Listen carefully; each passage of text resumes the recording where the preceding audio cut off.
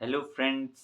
एक बिहारी सब पे भारी परिवार में यूपीएससी सिविल सर्विस एग्जामिनेशन के honest and successful exam based preparation के लिए जो हमने मैराथन क्लास शुरू की है, उसके यूपीएससी गाइडेंस पार्ट में मैं आपका वेलकम करता हूं। I welcome you all from the deepest depth and the most loving corner of my heart. आप जानते हैं कि अभी हम लोग बेसिक्स के अंडरस्टैंडिंग और प्रिपरेशन पर बातें कर रहे हैं। इस सीरीज में सबसे पहले मैं आपको ये समझाने की कोशिश कर रहा हूँ कि बेसिक्स आखिरकार आपके लिए इम्पोर्टेंट है क्यों? क्योंकि मैं यहीं से सोच रहा हूँ कि शुरुआत किया जाए, इसलिए क्योंकि अगर आप किसी चीज़ के इम्पोर्टेंस को एक बार समझ जाते हैं, तो उसमें अपनी पूरी मेहनत लगा सकते हैं, अपने अपने आप को झोंक सकते हैं उसमें।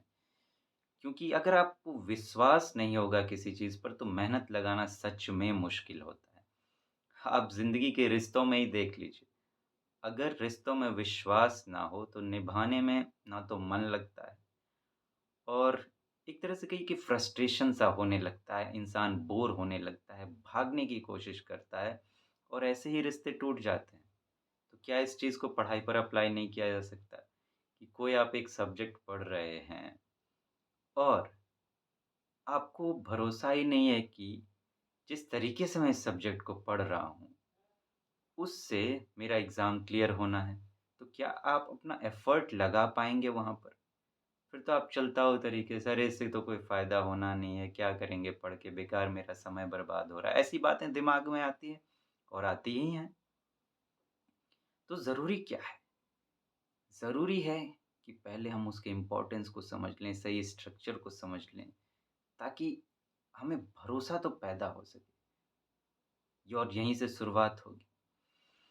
तो बेसिक्स के इम्पोर्टेंस को मैं आपको बताने की कोशिश कर रहा हूँ, और इस सीरीज़ में सबसे पहले मैंने यूपीएससी का दिया हुआ स्टेटमेंट लिया था और उसके मैंने फर्स्ट पार्ट पे पिछले क्लास में बात की थी। आज उसके दूसरे पार्ट पर मैं बात करने वाला हूँ, और उसे फिर देखेंगे कि लिंक कैसे किया जा सकता है बेसिक्स से, ताकि उसके इम्पोर्टेंस को और गहरा किया जा सके। आइए फ्रेंड्स, शुरू करते हैं। आप जानते हैं कि वो जो स्टेटमेंट दिया था मैंने, वो यूपीएससी ने मेन एग्जामिनेशन के लिए दिया है कि मेन एग्जामिनेशन में जो स्टूडेंट्स बैठेंगे, उससे वो क्या टेस्ट करना चाहता है स्टूडेंट के अंदर, कि उसमें क्या-क्या क्वालिटीज़ होनी चाहिए, क्या-क्या एबिलिटीज़ होनी चाहिए, गुण और क्षमताएँ देखना चाहता है। सबसे पहले हमने इससे पहले बात की कि यूपीएससी क्या असेसमेंट करना चाहता है इस एग्ज़ामिनेशन को कंडक्ट करके।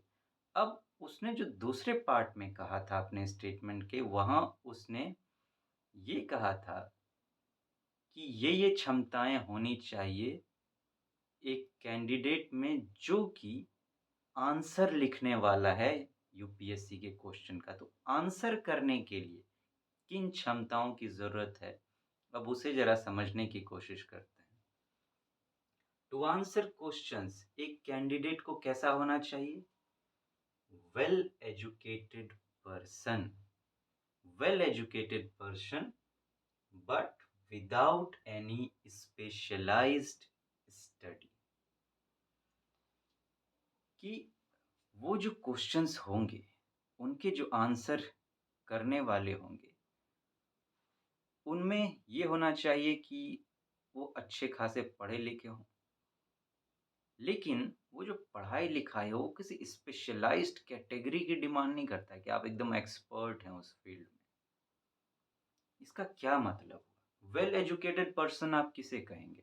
अगर मैं आपसे कॉमन टर्म में रियल लाइफ़ में पूछूँ कि आप किसी से मिलें और उससे कह सकें कि ये वेल एजुकेटेड पर्सन है, उसमें क्या क्वालिटीज़ आप देखेंगे?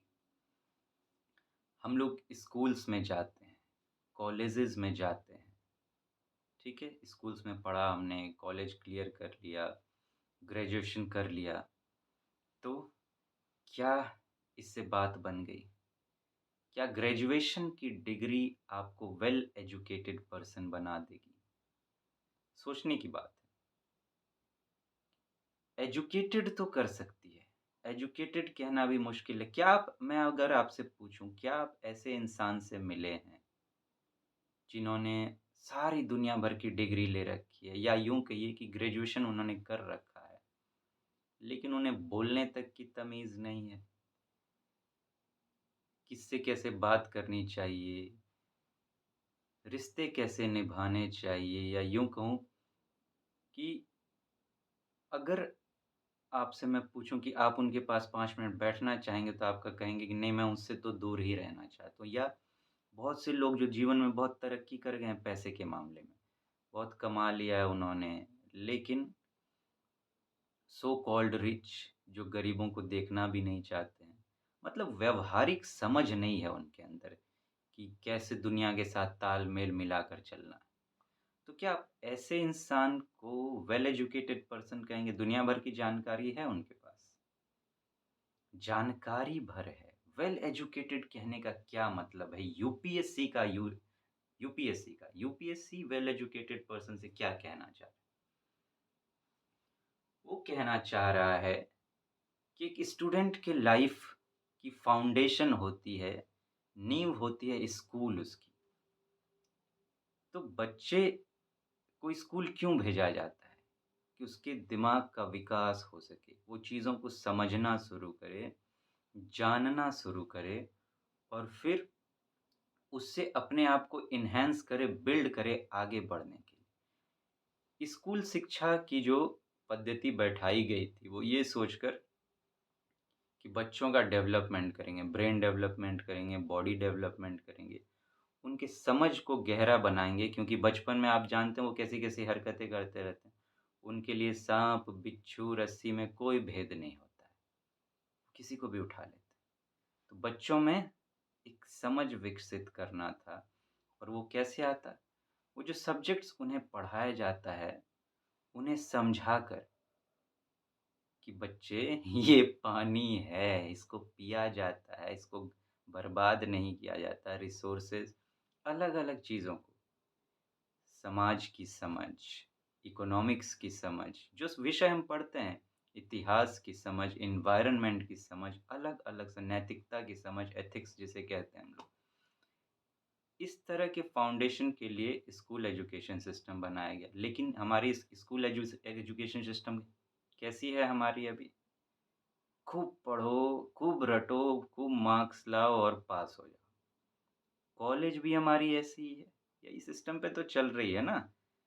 इंडिया की एजुकेशन सिस्टम अभी इसी सिस्टम पे लगभग चल रही है मेजॉरिटी।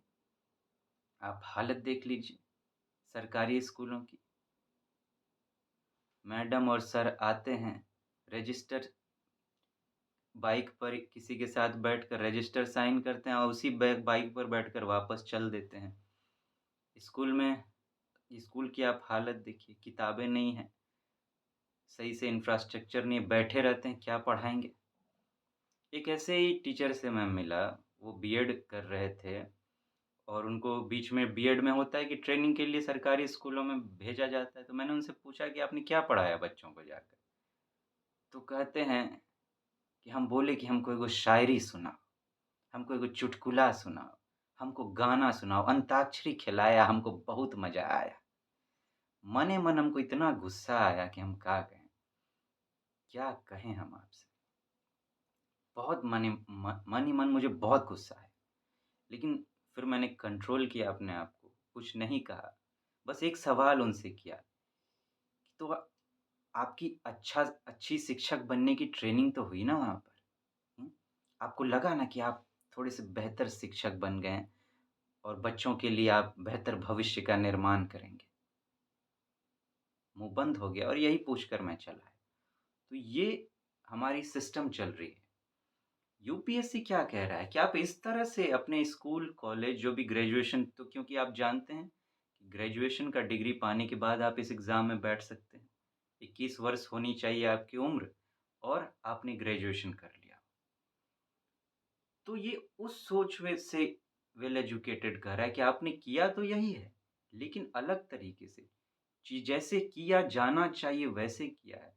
जो भी आपने पढ़ा है उसे समझने की कोशिश की है, उसके गहराई में उतरने की कोशिश की है और इस तरह से पढ़ाई की है कि आप उसे रियल लाइफ़ में इस ज़िंदगी में उसका अप्लाई कर सकते हैं और ना सिर्फ़ अपनी दूसरों की भी मदद कर सकते हैं। क्योंकि सिविल सर्वेंट बन के आपको करना क्या है? यही करना है, लोगों से डील करना है तो आपके अंदर समाज की समझ होनी चाहिए।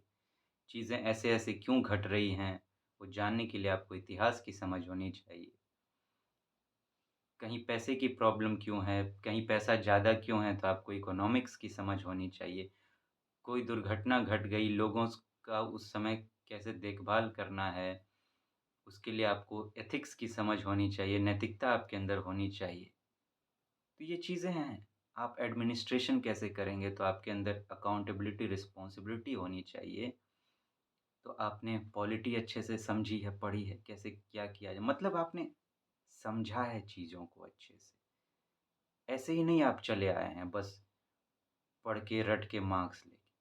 वैसे इंसान को यूपीएससी वेल एजुकेटेड पर्सन कहता है।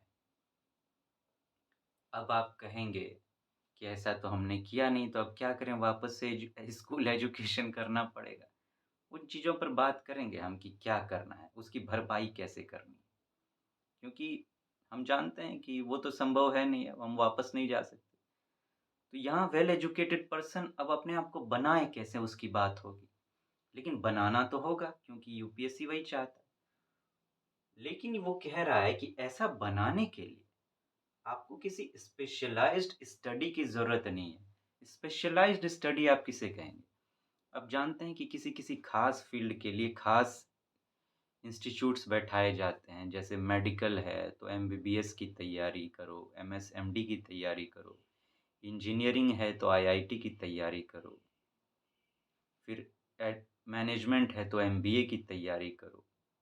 अकाउंटेंट है तो चार्टर्ड अकाउंटेंट की तैयारी करो। मतलब ये स्पेशलाइज्ड स्टडी है।